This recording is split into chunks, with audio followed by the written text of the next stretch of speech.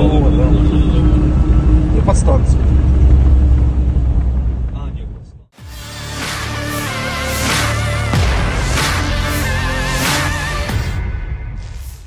Rekaman kebakaran hebat terjadi di sebuah gardu di area Dniprohes ramai beredar di media sosial Telegram pada Senin 31 Oktober 2022. Dniprohes adalah pembangkit listrik tenaga air terbesar di Sungai Dnieper yang terletak di Zaporozhye, Ukraina.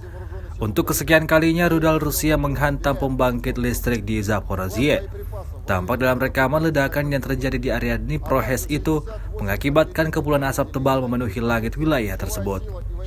Rusia dengan terbuka mengakui mulai menargetkan infrastruktur energi Ukraina dengan gelombang serangan rudal dan pesawat tak berawak sejak awal pekan lalu.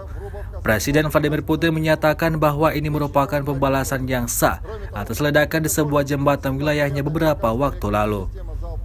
Selama invasi berlangsung, Rusia secara total melaporkan 328 pesawat Ukraina, 167 helikopter, dan 2.380 kendaraan udara tak berawak serta sistem rudal anti pesawat dieliminir oleh pasukan Vladimir Putin.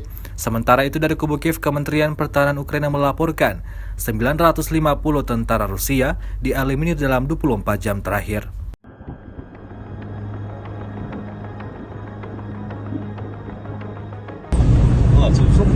Завод, да.